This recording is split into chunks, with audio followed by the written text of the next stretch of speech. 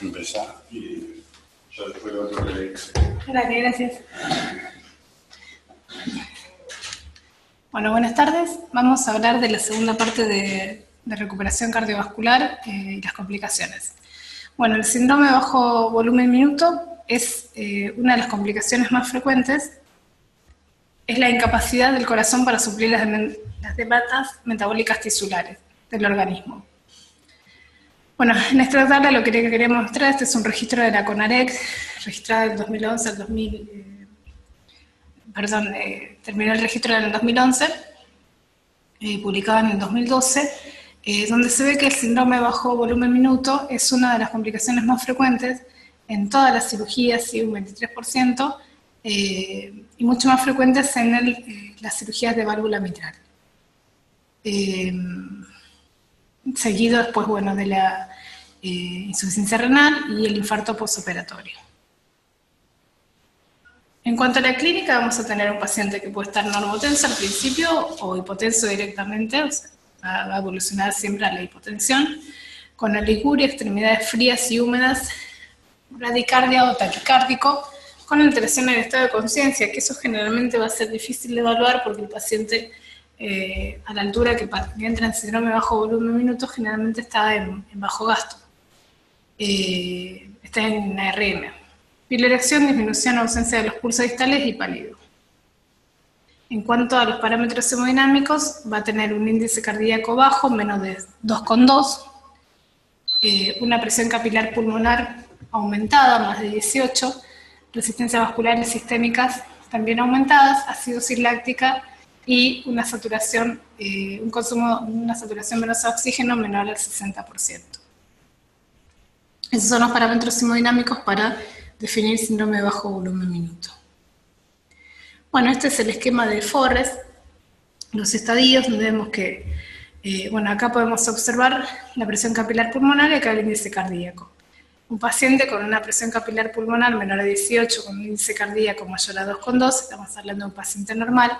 Si mantiene el índice cardíaco pero aumenta la presión capilar pulmonar, vamos a estar dentro de un paciente húmedo y caliente, un paciente con falla cardíaca, sobrecarga de volumen, donde el tratamiento va a ser los vasodilatadores tipo nitroprusidato o nitroglicerina. Si estamos frente a un paciente con bajo volumen minuto, índice cardíaco y presión capilar pulmonar disminuida, estamos frente a un shock hipovolémico. Y si estamos frente a un paciente, que este es el paciente que vamos a hablar, con un índice cardíaco menor a 2,2 y una presión capilar pulmonar mayor a 18, o sea, va a ser un paciente húmedo y frío, donde vamos a estar inotrópicos, estamos frente a un shock cardiogénico. Bueno, dentro de los factores que predisponen al síndrome de bajo volumen, la clase funcional previa del paciente, ¿sí? Un paciente que ya viene con una clase funcional 3 va a evolucionar peor que un paciente que viene en clase funcional 1, por ejemplo.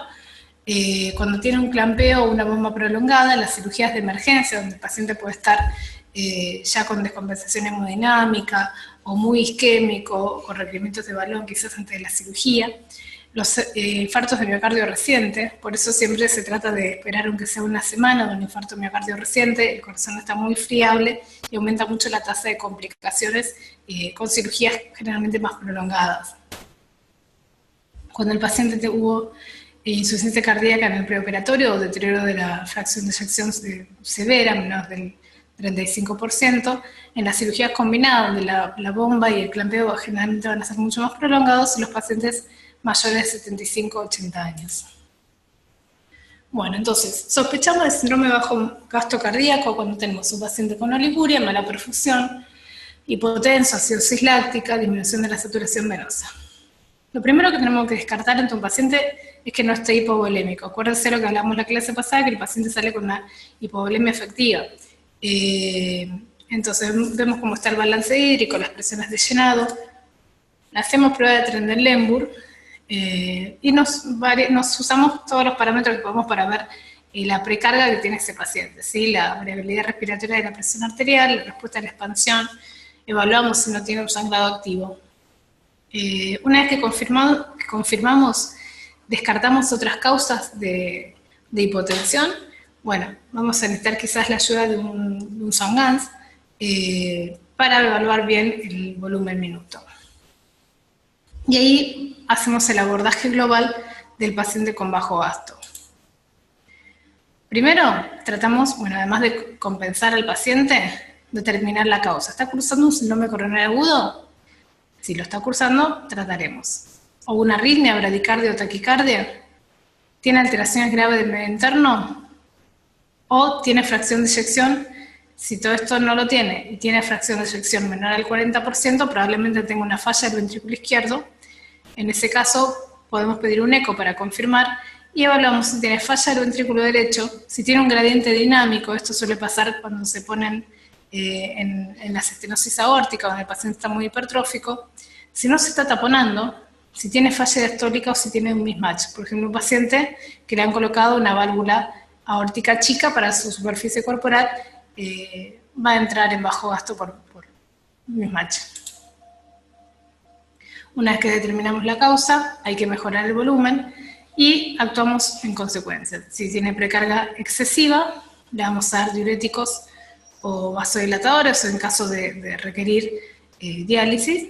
Si tiene una poscarga excesiva, unos vasodilatadores y disminuimos la dosis de los vasoconstrictores. Esto suele pasar en los pacientes con estenosis aórtica, que se le hace el reemplazo donde están muy hipertróficos y el corazón late en vacío. Entonces, uno le aumenta los vasoconstrictores porque está hipotenso, pero en realidad lo que necesita el paciente es mayor vasodilatación para disminuir la poscarga y quizás mayor volumen. Si tiene una frecuencia inadecuada, lo tratamos con marcapaso transitorio. Acuérdense que el paciente siempre sale con marcapaso epicárdico. Y si tiene una asincronía auriculoventricular, la mayoría de los pacientes, y es de buena práctica que salgan con catéter con marcapaso bicameral, o sea que estimule tanto aurícula como ventrículo, y si no tiene un bloqueo AB, podemos empezar a estimularlo desde la aurícula, que es lo más fisiológico y lo que va a mejorar el paciente. Si a pesar de todo esto el bajo gasto persiste, bueno, obviamente los sinotrópicos. Si aún persiste, apoyo con asistencia mecánica, si ya sea balón de contrapulsación o ventrículo, y si aún persiste, habría que considerar el trasplante de emergencias, que eso es, obviamente no todos los centros lo tienen y es muy limitado. Bueno, entonces tenemos alteraciones de la precarga, vemos la presión capilar pulmonar, si se puede hacer una ecografía y ver la vena cava, y un catéter de Song-Ganz, que es lo que más nos va a ayudar y lo que tenemos mayor posibilidad de hacérselo, de ponérselo. Entonces, déficit de la precarga puede ser por hipovolemia, sangrado, vasodilatación, recalentamiento, o porque esté taponándose, o tenga una PIC muy elevada, tenga disfunción ventricular derecha o tenga neumotórax de hipertensión. Puede ser por aumento de la poscarga, entonces los pacientes que salen muy hipertensos o que tienen mismatch aórtico protésico, esta es una de las principales causas, o que tengan muchos vasoconstrictores y esté realmente vasocontraído en un paciente sobre todo hipertrófico. El punto más importante y generalmente la que causa el síndrome de bajo volumen minuto, los pacientes que ya vienen con baja fracción de eyección preoperatoria o por el mismo el atontamiento miocárdico relacionado con la injuria de isquemia reperfusión, ¿sí? Acuérdense que los pacientes salen generalmente mínimo con un 10% menos de la fracción de eyección de la que ingresaron previo a entrar al quirófano. En cuanto a las arritmias, las bradiarritmias, los bloqueos AB, la FA de baja respuesta, las bradicardias, o la FA de alta respuesta son las taquicardias ventriculares, que obviamente acá, si el paciente está descompensado, va a requerir una cardioversión eléctrica. Bueno, ¿cómo nos ayudamos para el diagnóstico? El electro siempre, acuérdense, la placa de tórax para descartar que no haya ninguna complicación a nivel de los pulmones, sobre todo neumotórax e hipertensión. El ecocardiograma, que generalmente estos pacientes como tienen los tubos de drenaje, la cicatriz, están poliinvadidos, la verdad que un transtorácico a veces no es tan factible y no tiene una buena ventana. Entonces en ese caso tenemos que hacer un ecotransesofágico. Le ponemos un catéter de Song-Ganz, laboratorio arreglado, ¿sí? Y si se puede medimos la presión intraabdominal, sobre todo para descartar isquemia esplácnica y con ello la repercusión hemodinámica por disminución del retorno venoso. En cuanto al tratamiento, bueno, primero dijimos corregir la precarga, la poscarga, las causas que se pueden hacer y el uso de inotrópicos, ¿sí? ¿Qué inotrópicos tenemos? Bueno, ahora lo vamos a hablar, obviamente evitar la hipertensión con NPS o NTG, se optimizan las precargas del ventrículo derecho, si con los inotrópicos no funciona, balón de contrapulsación o asistencia ventricular o biventricular. Bueno, uno de los inotrópicos más usados es la dobutamina, no vamos a hacer hincapié en el mecanismo de la dobutamina. Acuérdense que es un agonista beta no selectivo, disminuye el tono simpático, reduciendo la resistencia pulmonar y sistémica, y el efecto máximo es a los 10 minutos. Entonces aumenta el volumen sistólico, aumenta el gasto cardíaco y disminuye la presión de fin de diástole y el estrés parietal. Como todo inotrópico, aumenta la mortalidad, ¿sí? Entonces, se usa cuando realmente es necesario. El isoproterenol, si bien es un inotrópico, no es usado en los pacientes con enfermedad coronaria porque produce robo coronario. Salvo en los pacientes que tienen falla del ventrículo derecho, que se podría llegar a usar. Los inhibidores de la fosfodiesterasa aumentan la concentración del AMP cíclico, aumentan el inotropismo sin aumentar demasiado el cronotropismo, a diferencia de lo que ocurre con la dobutamina, que aumenta bastante la frecuencia cardíaca, menos que la dopamina, pero igual le aumenta en una proporción importante. Aumenta la capacitancia venosa del lecho vascular e inhibe la agregación plaquetaria con vasodilatación de las arterias coronarias. ¿Sí? El que más usado es la milrinona, que tiene una excreción renal. Los efectos adversos son las trombocitopenias y las arritmias, como todo, las arritmias ventriculares es un efecto adverso de todos los inotrópicos. Y bueno, el tema de la dosis, generalmente la dosis de carga no se usa, se arranca con 0,3, con 3,75 gamas kilominuto, hasta 7,5 gamas kilominuto. Bueno, y esta es una de las drogas más usadas. El levosimendan es el inotrópico más potente, es un inhibidor selectivo de la fosfodiesterasa, y a diferencia de los otros inotrópicos produce mayor vasodilatación de los vasos arteriales, resistencias sistémicos y coronarios, y no aumenta la mortalidad como lo aumenta la dobutamina y la milrinona. Los efectos adversos principales están relacionados con la vasodilatación. Generalmente uno va en escala con el tema de los inotrópicos. El más potente, o sea, el menos potente es la dobutamina, seguido de la milrinona, seguido del levosimendan.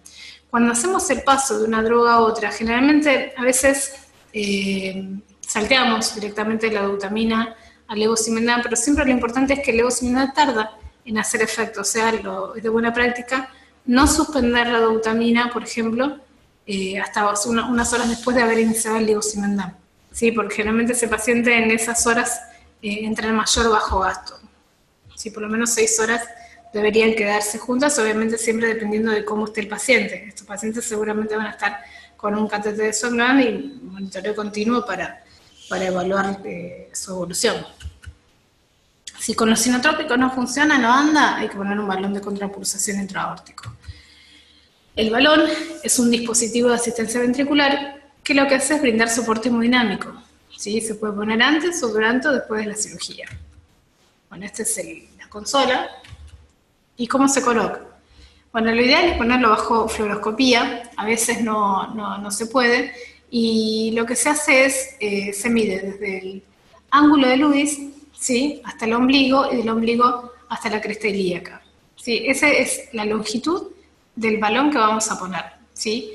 Se ingresa por vía femoral, se sube hasta aproximadamente 1 o 2 centímetros de la subclavia, donde tiene que estar colocado. ¿Sí? Si colocamos más proximal, podemos tapar el tronco brachiocefálico con sus consecuencias. Si colocamos más distal, podemos tapar las renales con la consecuencia de insuficiencia renal, ¿sí? Entonces, hacemos las mediciones, lo colocamos y después sacamos una placa, si no tenemos radioscopía, hacemos una placa de tórax para ver dónde está colocado el balón.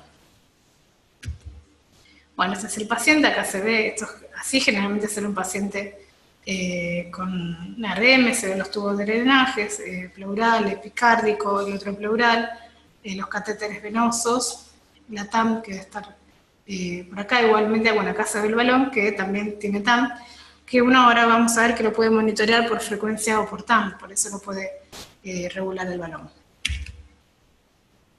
La distancia entre la arteria subclavia izquierda y la arteria renal más cefálica varía entre 19 y 27 centímetros. Generalmente el balón mide 20-23 centímetros. ¿Sí? Ve cómo queda ubicado, distal a la subclavia, próxima al riñón, pero sin comprometer ninguna de las dos arterias. ¿Cuál es el mecanismo? Se infla en diástole y se desinfla en sístole. ¿Sí? Bueno, lo que hace es, al inflarse, aumenta la presión aórtica, ¿sí? Produce el desplazamiento de un volumen de sangre igual al volumen de balón, aumenta la presión, al inflarse en diástole, aumenta la presión de la perfusión coronaria, ¿sí? Al desinflarse se genera una rápida caída del volumen y una disminución de la poscarga. Como ven en el esquema, al estar inflado va a aumentar el volumen a nivel proximal, ¿sí? Mejorando la perfusión de las coronarias y todo el tronco brachiocefálico, y también a nivel distal, mejorando la perfusión renal. Esto al estar inflado en diástole. Cuando se desinfla en sístole, va a disminuir la poscarga, entonces va a mejorar el volumen de eyección, ¿sí? El volumen sistólico. Ese es el mecanismo del balón de contrapulsación. Bueno, acá tenemos una placa donde vemos el balón bien colocado a nivel distal de la subclavia, y acá el balón mal colocado, donde ya pasa cerca de la carótida. Los efectos hemodinámicos: el balón inflado crea un flujo retrógrado, resultando en un aumento de la presión diastólica en el arco aórtico, mejorando la perfusión coronaria, mejorando la presión arterial media, la perfusión sistémica y la oferta de oxígeno. Al desinflarse, disminuye la poscarga del VI, disminuye el volumen y presión del arco aórtico, aumenta el volumen sistólico, disminuye el trabajo miocárdico, por ende disminuye el consumo de oxígeno, disminuye las resistencias y mejora la perfusión sistémica. Bueno, este es un esquemita donde se tiene que inflar. Este es todo el ciclo cardíaco. Acá vemos la presión diastólica sin asistencia, acá vemos la presión diastólica con asistencia. ¿Sí? Esto es lo que tiene que producirse: una disminución de la presión diastólica asistida, una disminución de la presión sistólica, ¿sí? Del siguiente latido baloneado, y un aumento de la diástole, ¿sí? Un aumento diastólico. Esta es la curva que tenemos que ver en un paciente con asistencia con balón de contrapulsación. Entonces, la presión de diástole del latido baloneado tiene que ser menor, y la presión sistólica también debe ser mayor, con una onda diastólica aumentada. Acá vemos el balón, baloneando uno a uno, se ha baloneado todos los latidos.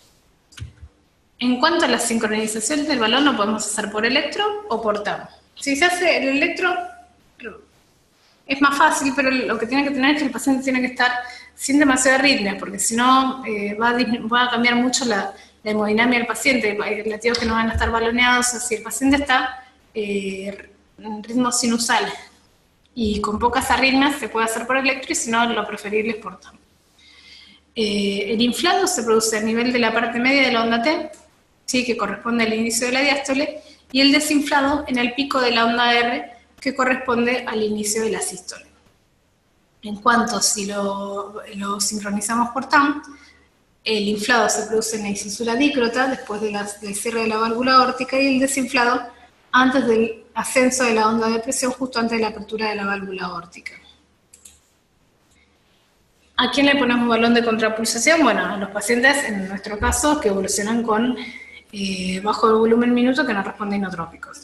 Sí, otra de las causas son, el deseo cardiogénico por otra causa, ¿sí? Como infarto, CIB, insuficiencia mitral por rotura de cuerda, angina de pecho refractaria, angioplasia asistida con tronco no protegido, arritmias ventriculares intratables, síndrome bajo volumen minuto, en nuestro caso, salida dificultosa de circulación extracorpórea, apoyo de cirugías no cardíacas y puente como otro tratamiento, como por ejemplo el trasplante cardíaco.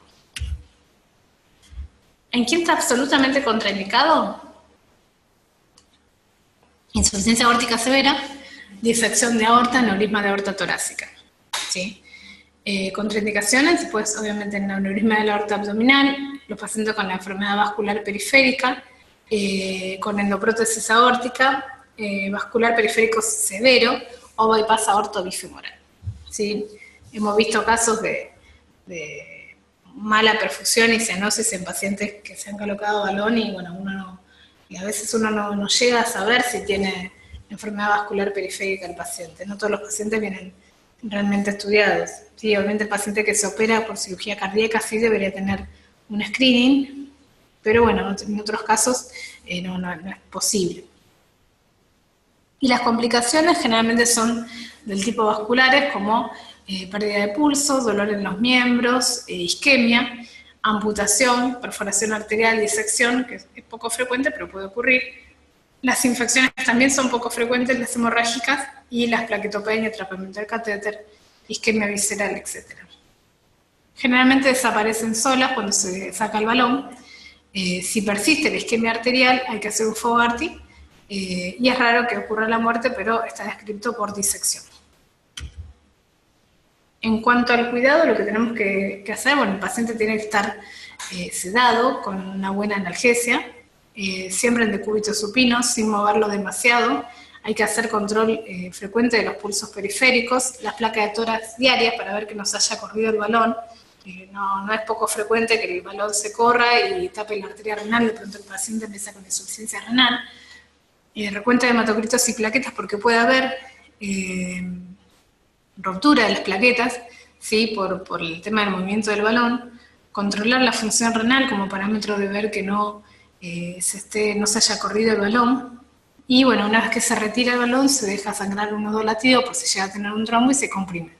No es necesario que el paciente esté anticoagulado mientras tenga el balón de contrapulsación, o sea, no se le pone anticoagulación siempre y cuando el balón esté activo, ¿sí? Nunca tiene que estar más de media hora sin funcionar porque forma coágulos y, bueno, obviamente puede embolizar tanto como para nivel proximal como distal.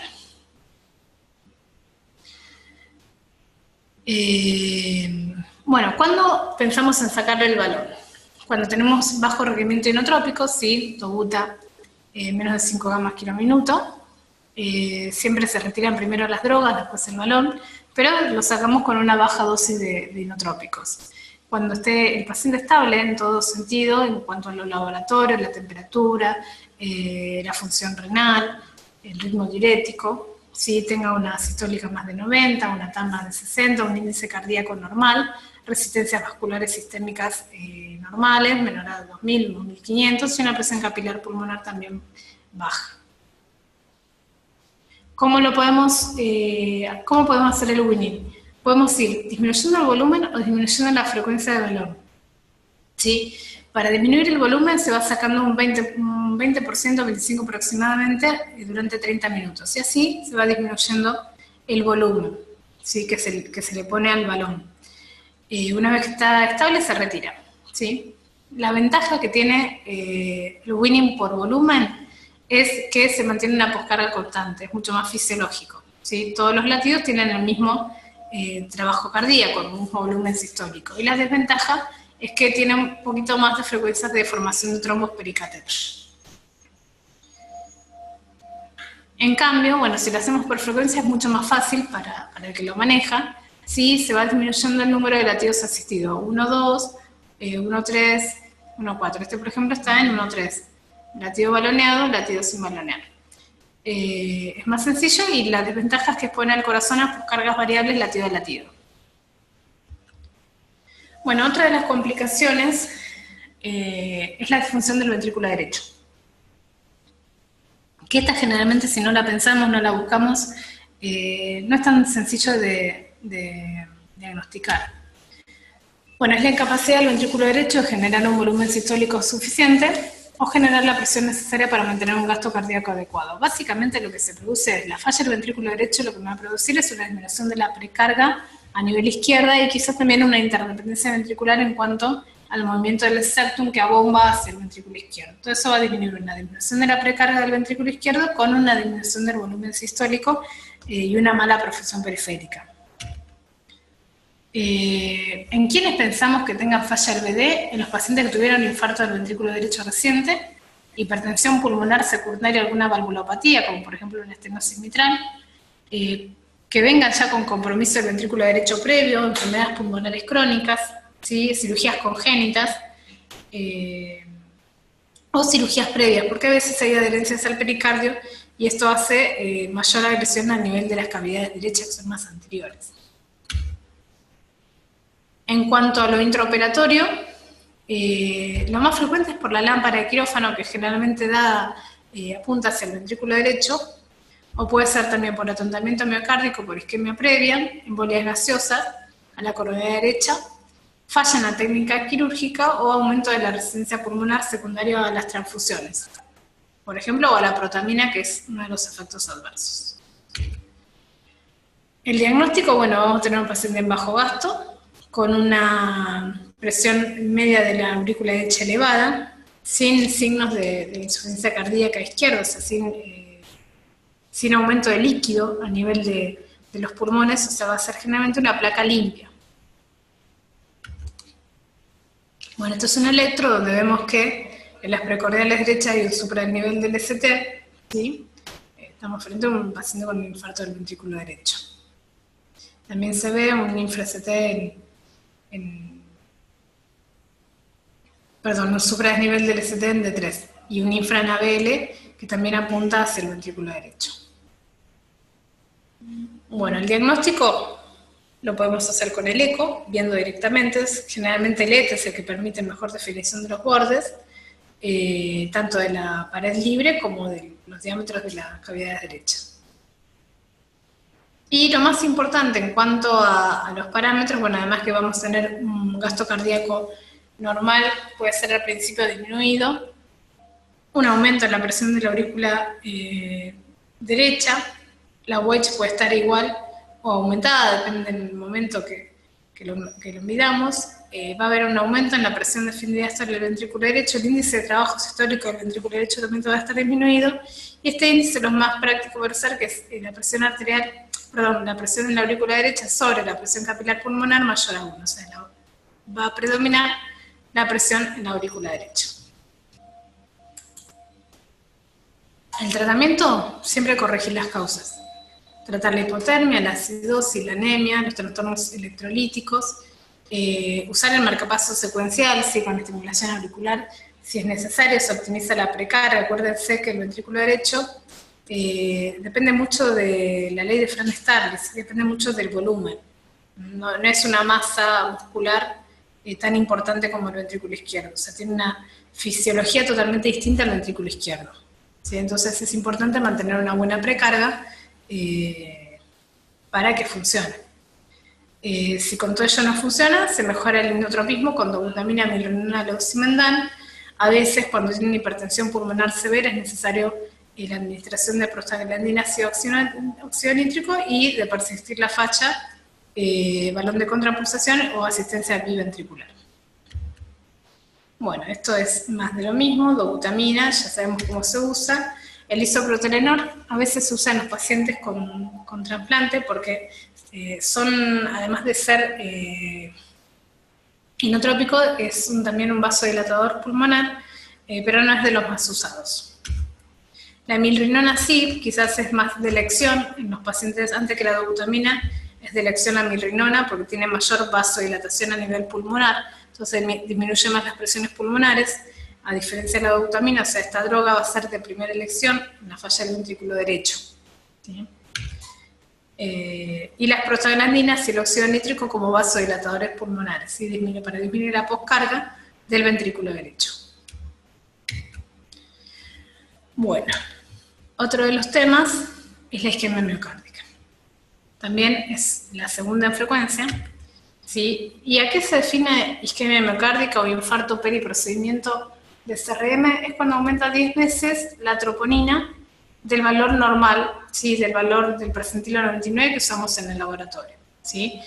Esto hay que chequearlo durante las 48 a 72 horas en el postoperatorio, y siempre, o sea, se denomina infarto no solamente cuando aumenta la troponina, sino cuando también tenemos alteraciones nuevas en el electro, si ya sea ondas Q patológicas, nuevas o un bloqueo completo de rama izquierda nuevo. O cuando tenemos un método de imagen, ¿sí? O sea, la troponina, el electro más o el electro o método de imágenes o sumado el método de imagen. Así que puede ser la documentación angiográfica de la oclusión del puente o de la coronaria nativa o un ecocardio o una cámara gamma. Obviamente estos pacientes, lo que tenemos a mano siempre es el ecocardio, ¿sí? La incidencia en la Argentina de infarto perioperatorio es de un 4,8% en pacientes sometidos a cirugía cardiovascular y en general, y aproximadamente un 6% en CRMs aisladas. Bueno, podemos tener supradesnivel del ST, ¿sí? Las causas del supradesnivel del ST puede ser por espasmo coronario. La arteria radial es una arteria es muy espástica, ¿sí? Así que no es poco frecuente el espasmo de los puentes radiales. Puede ser que haya burbujas, ¿sí? Tanto en el puente nativo como en la anastomosis, ¿sí? O puede ser que se trombose el puente y ahí estamos frente a un real infarto, o sea, no es un real infarto, sino que ahí vamos a tener que, no se va a solucionar con tratamiento médico, sino con reperfusión, ¿sí? Si el paciente tiene el supradesnivel del ST que persiste más de 15 minutos, a pesar de darle el NTG, va a estudio angiográfico, ¿sí? Si el paciente está con inestabilidad hemodinámica, además de hacerle el cateterismo, hay que hacerle apoyo inotrópico con balón de contrapulsación. Bueno, eso es cuando tenemos un supradesnivel, ¿sí? Entonces puede ser, el supradesnivel dijimos que puede ser por espasmo, por burbujas, o porque haya una trombosis, una alteración, un acodamiento del puente, etc. El infradesnivel del ST habla de una isquemia subendocárdica, o sea, una isquemia mayor. Generalmente está relacionado con causas secundarias, ¿sí? Es raro que se tapen los 3 puentes, por ejemplo, ¿sí? Pero puede ser que sea a veces la circunfleja da isquemia subendocárdica y no se manifiesta tanto con supradesnivel. Pero bueno, los pacientes con infradesnivel vamos a adecuar la precarga, ¿sí? La temperatura, la frecuencia cardíaca, corregir la anemia, ¿sí? Si tiene menos de 25 ahí vamos a transfundirlo y vemos si no tiene alteraciones del laboratorio. Nos ayudamos con el ecocardiograma. Si no anda con la corrección de estos parámetros, además del apoyo inotrópico, balón de contrapulsación y o cateterismo cardíaco. Bueno, las guías que recomiendan siempre hacer electros seriados dentro de las 72 horas. Cuando el paciente llega del quirófano hay que hacer un electro con, además de las 2 derivaciones clásicas, se le hace derechas y dorsales. ¿Sí? Siempre se tiene un mapeo completo del paciente porque uno no sabe cómo va a evolucionar ese paciente. ¿Sí? Entonces le hacemos B3 y B4R, B7 y B8 y B9R. Después hay que hacerle, dentro de las 72 horas, electros cada 6 o 8 horas. ¿Sí? Eso es en forma rutinaria. Y ahí sí se puede detectar si tiene un síndrome coronario, porque el paciente va a estar intubado y no va a manifestar dolor. A veces no se va a descompensar hemodinámicamente, ¿sí? Cuando el paciente ya está descompensado hemodinámicamente, o sea, ya sabemos cómo actuar. Pero bueno, siempre es bueno anticiparnos a esa descompensación hemodinámica, ¿sí? Entonces, si el paciente tiene supradesnivel del ST, vamos a iniciar en el tejido endovenosa. Si persisten los cambios en 15 minutos, se planifica una estrategia de reperfusión. Primero se hace el cateterismo cardíaco y se evalúa, siempre es preferible hacer la angioplastia, si ya sea de las arterias nativas, en primer lugar, o de los puentes, de ser necesario, antes que una reoperación. Las reoperaciones aumentan muchísimo la morbimortalidad del paciente. Bueno, entonces, iniciamos el sostén hemodinámico, hacemos el cateterismo cardíaco, ¿sí? Y la presencia de supradesnivel requerirá entonces una estrategia de reperfusión mecánica, angioplastia o recirugía en caso de compromiso un territorio miocárdico extenso, ¿sí? Y siempre dijimos que es de preferencia hacer una angioplastia, ya sea a la arteria nativa o al puente arterial, y si no es factible se hace la revascularización quirúrgica, con las consecuencias de, bueno, aumentar mucho todas las complicaciones de las que hablamos. Bueno, otra de las complicaciones es la insuficiencia renal aguda, ¿sí? Como una de las principales complicaciones además del bajo gasto cardíaco y el infarto periprocedimiento. Por definición es la reducción brusca dentro de las 48 horas de la función renal con aumento absoluto de la creatinina, ¿sí? Más de 0,3 miligramos por decilitro o que aumente más del 150% de los valores preoperatorios. Otro de los criterios es la disminución de la diuresis a menos de 0,5 mililitros kilo hora por más de 6 horas. Esto es generalmente lo que más usamos, porque no esperamos las 48 horas para tomar una decisión si el paciente se dializa o no, ¿sí? Los factores de riesgo para que el paciente tenga insuficiencia renal son la edad, la fracción de eyección, generalmente la fracción de eyección severa. Si ya tenía deterioro previo, esta es una de las principales, si el paciente ya tiene deterioro previo de la función renal, altas chances que empeore, ¿sí? Las cirugías de urgencia, el uso de contraste dentro de las 24 horas, la diabetes, la hipertensión, el tratamiento con balón de contrapulsación, no solo porque ya hablamos de un paciente muy comprometido, sino que también por las complicaciones propias del balón que puede llegar a tener. Los pacientes con enfermedad vascular periférica, que generalmente está asociado también a enfermedad de las arterias renales, la reoperación y los tiempos prolongados de circulación extracorpórea y clampeo aórtico. Los mecanismos involucrados son la inflamación, tanto la que produce la bomba como la que produce mismo la cirugía. Si bien los pacientes que se operan sin bomba tienen menor tasa de insuficiencia renal, no está comprobado que sea un factor, un punto importante entre la diferencia entre el grupo que se hizo con bomba o sin bomba, ¿sí? O sea, es menor, pero no es tan significativo. La isquemia por reperfusión, las embolias pueden ser de grasa, de endotelio, de calcio, o sea, acuérdense que se canula la aorta, así que puede embolizar tranquilamente hacia las renales. Y los pigmentos y otros nefrotóxicos, producto de degradación de las drogas anestésicas o las drogas mismas que usamos en la recuperación cardiovascular. Bueno, las recomendaciones para la insuficiencia renal aguda es iniciar la terapia de reemplazo renal de acuerdo con parámetros metabólicos hemodinámicos independientemente del ritmo diurético, o sea, no solamente vamos a ver el ritmo diurético, sino también vamos a ver los parámetros metabólicos, ¿sí? En pacientes que están inestables hemodinámicamente es preferible la terapia de reemplazo renal continua, y los que tienen estabilidad hemodinámica se prefiere la hemodiálisis intermitente. En cuanto a los fármacos, dopamina, furosemida, nesiletide, no hay nada que indique que produzca cierto beneficio. Obviamente la furosemida nos va a ayudar en cuanto a manejar el volumen del paciente, la precarga, pero en cuanto a insuficiencia renal en sí, no hay ninguna evidencia de beneficio. Bueno, ¿a quiénes le indicamos terapia de reemplazo? Los que tienen oliguria, definido por menos de 500 mililitros día, anuria, menos de 50 mililitros en 12 horas, BUN mayor a 85, urea mayor a 170, creatinina mayor a 4,5, potasio mayor a 6 milimol, acidosis metabólica o los que tengan ya signos clínicos, como encefalopatías, pericarditis, neuropatía urémica o edema pulmonar sin respuesta a diuréticos. Todos estos van a ir a diálisis. Bueno, en cuanto a otra de las complicaciones, que es, o sea, la más frecuente en realidad, las arritmias son la fibrilación auricular, la complicación más frecuente, si bien no aumenta la mortalidad, lo que hace es prolongar el tiempo de hospitalización con las complicaciones que puede llegar a tener el paciente, infecciones, etc. Ocurre en el 25 al 40%, más frecuente en las valvulares, ¿sí? Obviamente en las combinadas, valvular más RM va a ser mucho más frecuente, sobre todo en las de reemplazo mitral, donde son aurículas grandes.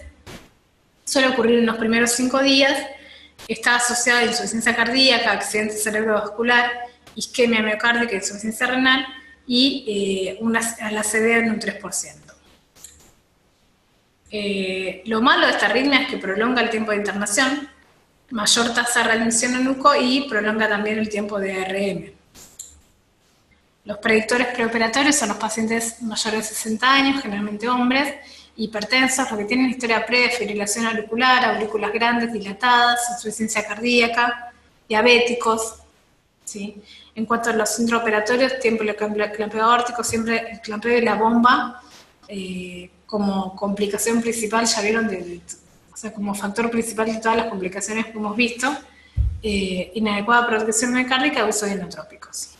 Siempre los inotrópicos, acuérdense, son proarrítmicos, no solo de arritmias ventriculares, sino también de arritmias supraventriculares. ¿Qué hacemos con un paciente fibrilado? Si tiene descompensación hemodinámica es fácil, se cardiovierte. Si acuérdense siempre es sincrónico, con 100 joules se puede arrancar, se hace la cardioversión eléctrica y se deja con mantenimiento de amiodarona. Si el paciente no tiene descompensación hemodinámica, la verdad que esto, los beta-bloqueantes, los bloqueantes cálcicos y la dioxina, no son lo ideal en un paciente postquirúrgico, ¿sí? Inmediatos, algo que sea más alejado, que se puede tratar de manejarlo con los beta-bloqueantes, pero siempre lo indicado es la amiodarona. Si tiene menos de 48 horas, lo tratamos de revertir si no tiene descompensación hemodinámica con amiodarona. Bueno, en cuanto al marcapaso, ¿sí? El marcapaso transitorio, como vimos en la clase anterior, lo vamos a usar siempre que la frecuencia cardíaca sea baja, ¿sí? Acuérdense que el volumen sistólico depende de la frecuencia cardíaca también, y a veces es necesario estimular al paciente, aumentar la frecuencia cardíaca con el marcapaso. Generalmente salen con marcapaso bicameral, así que lo estimulamos desde la aurícula. Si es un paciente que tiene una bradicardia sinusal, se estimula desde la aurícula. Si es un paciente que tiene un bloqueo AB, lo estimularemos del ventrículo, ¿sí? Siempre acuérdense que tenemos esa herramienta para tratar, para ayudar al paciente, sobre todo los que están entrando en bajo volumen minuto, ¿sí? Entonces, el marcapaso transitorio lo vamos a usar en aquellos pacientes con frecuencia cardíaca baja, ya sea bradicardias sinusales o bloqueo AB, ¿sí? Y en los que necesitemos aumentar la frecuencia porque está en bajo volumen minuto. Ahora, ¿qué pacientes van a necesitar marcapaso definitivo en el postoperatorio? Bueno, la incidencia es de un 6 a un 19%, o sea, es bastante variable, ¿sí? De la incidencia de bloqueos auriculos ventriculares. Y los que requieren marcapaso definitivo es baja, 0,4 a un 1% en las RMs y un 3 a un 6% en las cirugías valvulares. Los que más requieren marcapaso definitivo son los pacientes que hacen el reemplazo de válvula aórtica percutánea, la STAVI, donde se maniobra mucho, o sea, son pacientes que tienen mucho calcio, se toca mucho el trígono, o sea, en la unión, si está el nodo AB, esos pacientes generalmente terminan más con marcapaso, a diferencia de la cirugía. En las cirugías es muy baja la proporción de requerimiento de marcapaso definitivo. Bueno, factores predisponentes, muchos. La edad, los trastornos de conducción preexistentes, la insuficiencia renal, el número de vasos vascularizados, las bombas prolongadas, las reoperaciones, prácticamente los factores que repercuten en la mayoría de las complicaciones, ¿sí? Bueno. ¿Y a quiénes le indicamos? Bueno, esto está sacado de la guía de la SAC, de manejo preoperatorio de los pacientes con cirugías cardíacas. Se indica marcapaso definitivo a todo paciente con bloqueo AB de tercer grado o de segundo grado avanzado que no tenga expectativa de que mejore, ya sea cirugías en niños, cardiopatías congénitas o adultos. O sea, paciente que evoluciona con bloqueo AB de tercer grado o de segundo grado, que persiste más de 7 días y no se vean chances de que va a recuperar, se le pone marcapaso definitivo, ¿sí? Otro de los criterios es el bloqueo de rama izquierda nuevo, después de un reemplazo de válvula aórtica, que este no tiene tanto nivel de evidencia como tienen estos dos, ¿sí? Y la bradicardia sinusal asintomática luego de una reparación biventricular, generalmente en las cardiopatías congénitas, cuando la frecuencia cardíaca en reposo es menor a 40. En los pacientes, en los adultos, generalmente con esa frecuencia cardíaca, si es menor a 40, a veces se puede hacer un estudio electrofisiológico o definitivamente se pone un marcapaso definitivo con menos nivel de evidencia. Bueno, esto es un electro donde vemos, ¿sí? Espiga, onda P, espiga, QRS, ¿sí? Por ahora, o sea, tenemos una estimulación tanto auricular como ventricular. Y acá, ¿por qué no está estimulando? Porque sale la P del paciente. Fíjense en la diferente morfología, esta es una P sinusal, y esta es una P que está estimulada de más abajo, ¿sí? Es negativa en D2, ¿sí? En la cara inferior. Este es otro electro y se ve la espiga auricular. La ventricular no hace falta porque evidentemente el PR es más corto que el programado del marcapaso, sale el QRS del paciente, tenemos espiga, QRS, este está estimulado desde la aurícula, espiga, QRS, espiga, sin QRS, ¿sí? Acá o no tenemos estimulación ventricular, está mal programado el marcapaso, o tenemos una falla de sensado, ¿sí? Porque no vemos espiga, directamente no vemos QRS, ¿sí? Algo, quizás el catéter ventricular está captando como que esta onda P es un QRS y no está mandando el estímulo. O sea, acá tenemos una falla de sensado. Bueno, y acá tenemos QRS, perdón, espiga, QRS, espiga, o sea, este QRS no lo vio y mandó una espiga, o sea, acá es justo en el periodo refractario, por eso esta espiga no está capturando, en realidad esto es una falla de sensado, no una falla de captura, ¿sí? Y acá ocurre lo mismo. Y acá vemos espiga, no vemos nada, espiga, no vemos nada. Esta es la espiga auricular, esta es la espiga ventricular, y ninguna de las dos está capturando. Esto es una falla de captura, ¿sí? Si no veríamos nada, y tenemos todo este espacio, sin nada, es una falla de sensado, o sea, no sale directamente el marcapaso, pero acá veremos espiga, pero no sale, no está capturando, hay una falla de captura. A veces esto pasa no solamente por la programación del marcapasos, sino porque el paciente es acidótico, ¿sí? Cuando el paciente ya se pone muy acidótico, no captura el marcapasos. Bueno, otra de las complicaciones es la sepsis en el postoperatorio, ¿sí? Bueno, la definición de sepsis es la que usamos, la que todos sabemos, la temperatura más de 38, menos de 36, frecuencia cardíaca más de 90, respiratoria más de 20, CO2 menos de 32, leucocitosis o leucopenia. En cuanto a las complicaciones infecciosas en sí, hasta un 3,5% de los pacientes. La más complicada y la mayor mortalidad es la mediastinitis.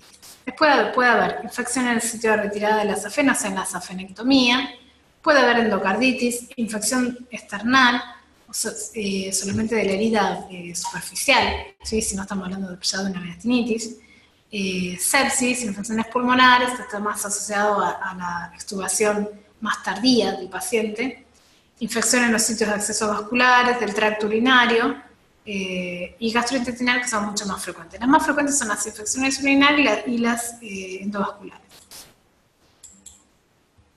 Siempre el objetivo es la resucitación dentro de la primera hora, dentro de las primeras 2 horas, con prolongado de las 6 horas. Hay que lograr una presión venosa central entre 8 y 12, una TAN mayor a 65, un ritmo urinario normal, más de 0,5 mililitros kilo hora, lo ideal es 1 mililitro kilo hora, y una saturación venosa central más del 70%. En cuanto a la mediastinitis, que es la complicación más temida, por la alta mortalidad que tiene, ocurre entre un 1 y un 5%. ¿Sí? Una morbimortalidad de hasta un 50% y aumenta muchísimo la estancia hospitalaria prolongada, son generalmente pacientes que están meses internados, y una mortalidad que varía entre el 14 al 47%. Los factores de riesgo, los factores que predisponen a la mediastinitis son los pacientes obesos, ¿sí? Donde uno ya ve que el tórax va a tardar en cicatrizar, sobre todo son pacientes obesos o con deterioros cognitivos, que quedan con algún trastorno psiquiátrico, se mueven mucho, no respetan las pautas, no hacen los ejercicios kinésicos, o sea, están sometidos a un mayor movimiento del tórax y eso aumenta más la predisposición a la mediastinitis. Los pacientes con EPOC también, que son los tosedores crónicos, eso en cuanto al paciente, y los diabéticos obviamente siempre como todo paciente con mayor complicaciones. Después, en cuanto a la cirugía, tiempo prolongado de cirugía, el uso excesivo de electrocoagulación o la cera para el hueso, las reoperaciones por sangrados y los otros tipos de infecciones, como neumonía nosocomial, infecciones periféricas, etc. O sea, donde hay una puerta más de entrada. En cuanto a la clínica, siempre hay que sospecharlo cuando el paciente tenga además de fiebre, y si tiene secreción purulenta, obviamente ya nos va a orientar mucho más a que es meastinitis, pero el paciente que empieza a tosar con mucho ron, con mucho cuadro respiratorio, tenemos que pensar que no se esté acumulando, o sea, no está haciendo una meastinitis, ¿sí? El paciente va a tener entonces fiebre, leucocitosis, un 60% de los pacientes tienen cultivos positivos y cambios locales en la herida quirúrgica. Lo principal es todos los días, después del segundo día, hay que revisar que el esternón esté estable, ¿sí? Cuando se produce lo que llamamos claqueo, o sea, tocamos el esternón y se empiezan a hundir los dedos, en uno sí, en el otro no, o sea, se produce ese claqueo, quiere decir que ese esternón está inestable.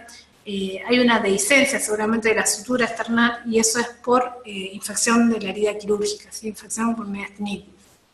Hay que hacer laboratorio, cultivos y tomografía de tórax. La tomografía de tórax en realidad es muy difícil de evaluar porque siempre el mediastino está un poco sucio, siempre vamos a encontrar que tiene algo de líquido, alguna secreción dentro, ¿sí? Que siempre queda algún débito.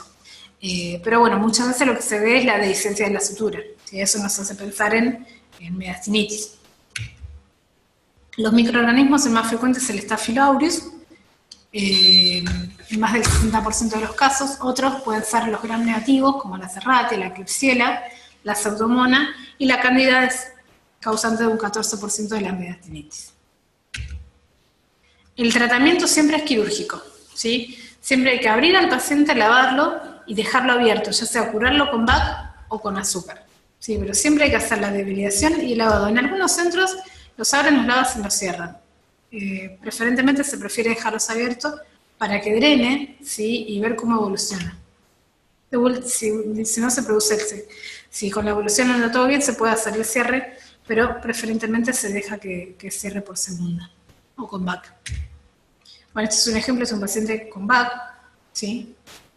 Es muy usado y con muy buena evolución dentro de todo, ¿no? Y vemos la esternotomía abierta, como va cicatrizando. Este es paciente con curación por segunda con azúcar. Bueno, otra de las complicaciones es la pericarditis, ¿sí? Se presenta como un dolor agudo pericárdico, trastornos en el electro, frote, se denomina incesante cuando aparece más de las 4 semanas, recurrente a las 4 a 6 semanas o crónica cuando dura más de 3 meses. No vamos a hacer mucho hincapié en la pericarditis porque no implica mucha alteración clínica, ¿sí? El taponamiento cardíaco sí, es una urgencia, ¿sí? Lo que produce es una compresión cardíaca lenta o brusca por acumulación en el pericardio de líquido, coágulos y pulso sangre. Bueno, se va produciendo derrame pericárdico, ¿sí? Esto va alterando las presiones a nivel intrapericárdicos. Si hacemos un eco, vamos a ver primero un taponamiento ecográfico y por último la manifestación clínica, el taponamiento clínico, ¿sí? O sea, siempre el eco nos va a anticipar que se está taponando el paciente. Por eso cuando sospechamos que se está juntando líquido, porque vemos el paciente se empieza, o sea, vemos trastornos en el electro o una silueta cardíaca mayor en la placa de tórax, hacemos un ecocardio y vemos que el paciente no tenga derrame y no esté entrando en un taponamiento. La magnitud del compromiso hemodinámico va a depender no solamente de la cantidad de líquido, sino también de la velocidad de acumulación, ¿sí? Ahí tenemos los agudos y los crónicos. Un paciente que forma líquido rápidamente se va a taponar por disminución por menor distensibilidad del pericardio, ¿sí? Aumenta rápidamente las presiones de llenado y el paciente se tapona. En cambio, los pacientes que van juntando crónicamente llega un momento que es mucho el volumen y se taponan porque ya llegaron al límite de la distensibilidad del pericardio. Y los signos clínicos va a ser paciente taquicárdico, hipotenso, puede tener pulso paradójico, incurvitación yugular y ruidos cardíacos atenuados. En el electro vamos a ver bajo voltaje, a veces puede haber alternancia eléctrica. Y en el eco, swing-mejar, o sea, el corazón nadando, colapso de las cavidades derechas, variaciones respiratorias de la linfocularia mitral del tricuspidio y dilatación con ausencia de colapso inspiratorio de la vena cava inferior. Bueno, esto es lo que hablamos recién, el derrame agudo aumenta rápidamente las presiones con poco líquido, en cambio el derrame crónico se va juntando el líquido hasta que llega al límite de extensibilidad y empiezan a aumentar las presiones. Bueno, Este es un esquema de cómo en la inspiración normalmente siempre disminuye, ¿sí?, el pulso. Cuando hay un taponamiento disminuye mucho más del 10, o sea, de 10 milímetros de mercurio si le tomamos la presión al paciente, y eso por interdependencia ventricular. Cuando en la inspiración la precarga del ventrículo derecho siempre aumenta. Si en cambio en el izquierdo, como no aumenta la precarga, siempre se produce una disminución del volumen sistólico. Cuando está taponado el paciente, esto se exacerba, ¿sí?, y se produce más un abombamiento del septum hacia el ventrículo izquierdo, produciendo una disminución mayor del volumen sistólico con la consiguiente disminución más de la onda de pulso, y esto lo podemos ver cuando le tomamos la presión al paciente y vemos el pulso paradójico, ¿sí?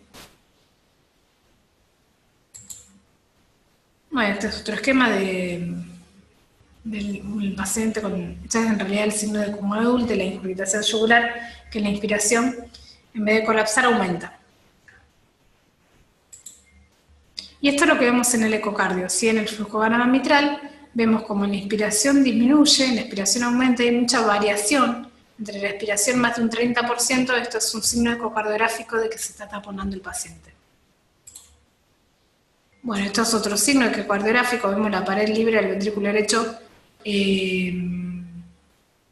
colapsando, ¿sí? Está todo colapsado, tanto el ventrículo derecho como en la aurícula derecha. El líquido. Bueno, acá vemos derrame pericárdico, ¿sí? Esto es un paraesternal. Vemos derrame pericárdico posterior. Acá no se ve muy bien, pero acá está el derrame pericárdico anterior. Si suma más de 2 centímetros esto, más de 2 centímetros, hablamos de un derrame pericárdico severo, que el paciente lo puede tener, pero siempre hay que ver que no se esté taponando, que no tenga signos ecocardiográficos de taponamiento, ¿sí? Ya con signos ecocardiográficos de taponamiento es indicación de punción o reoperación. Miren el líquido que tiene muchísimo líquido. Esto es un swimming heart, para corazón nadando, todo rodeado de líquido. Acá vemos como tenemos microvoltaje, este electro no tiene alternancia, pero tiene microvoltaje. Bueno, y acá tenemos más imágenes de derrame. Y prácticamente, sí está nadando en el líquido. Cómo va aumentando. Bueno, después tenemos, dijeron que hablan nociones del ecocardiograma. La verdad que es muy difícil poder hablar en tan corto reducido, pero bueno, como para que tengan una idea, por ecocardiograma nosotros hacemos cortes menores, ¿sí? Plano del eje menor, plano del eje mayor y plano del 4 cámaras, ¿sí? Cuando cortamos desde la apical de esta forma, vamos a ver en 4 cámaras y si no vemos el eje menor. Ahora lo vamos a ver en las otras diapositivas.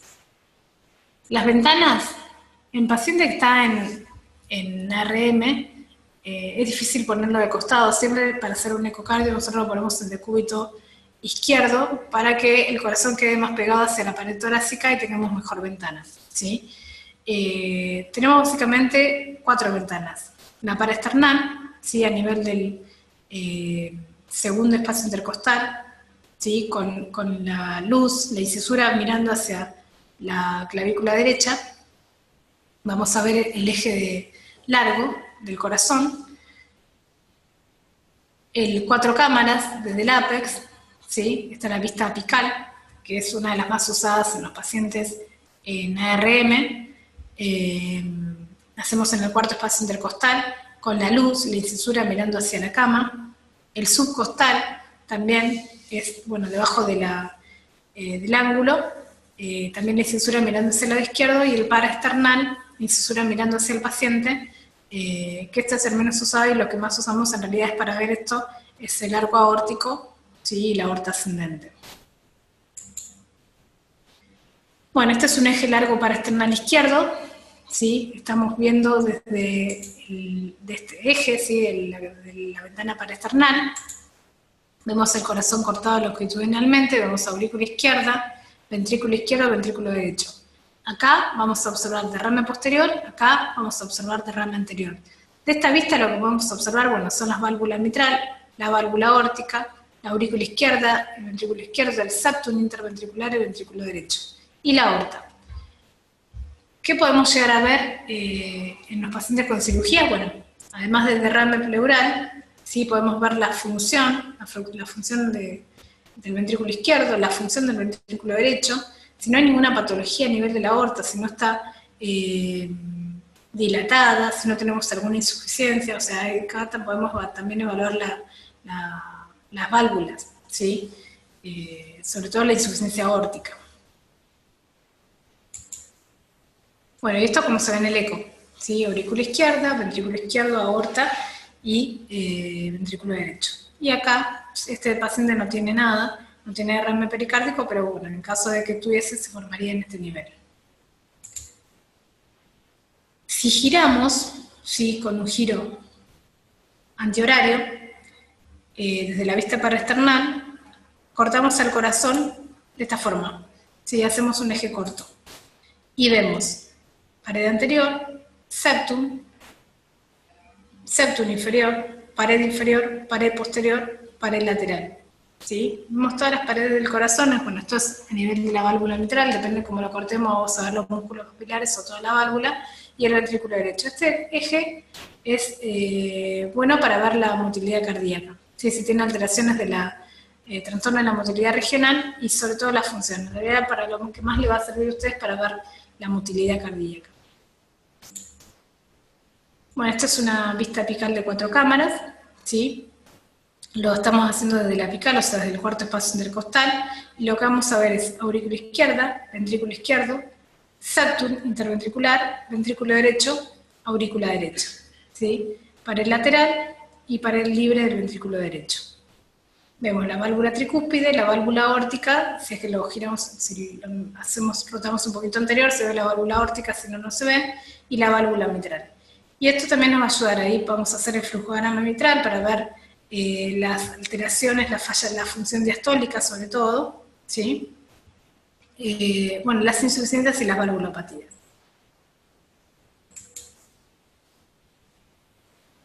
Girando un poquito el traductor, vamos a ver la vista apical de 4 cámaras, que acá vamos a ver la pared inferior y la pared anterior, ¿sí? Acuérdense que la pared anterior, además del septum, es una de las que más participa en la fracción de eyección.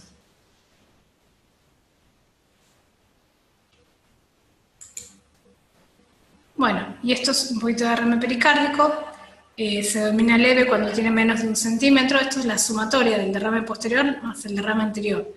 Leve menos de 1 centímetro, moderada entre 1 a 2 centímetros y severo más de 2 centímetros, ¿sí?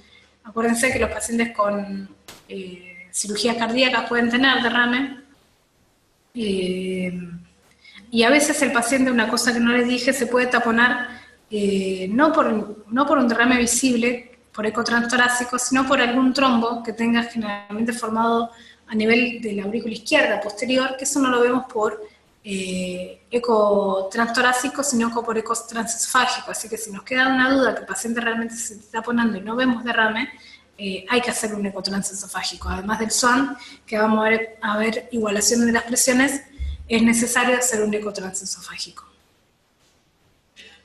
Bueno, en este paciente acá tiene muy poquito derrame, acá ya tiene un poquito más, y acá, bueno, es un derrame pericárdico severo.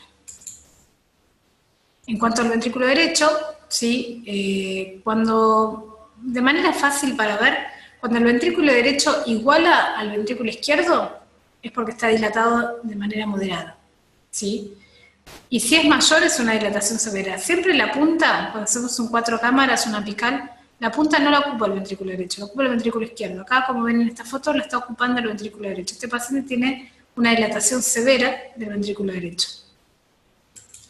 Para ver la fracción de eyección, hacemos un modo M a nivel de la pared lateral del ventrículo derecho y vemos cómo excursiona en el plano de la tricúspide, ¿sí? Una excursión más de 18 habla de una función conservada, menos de 13 habla de una disfunción severa.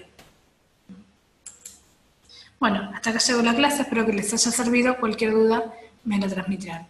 Hasta luego.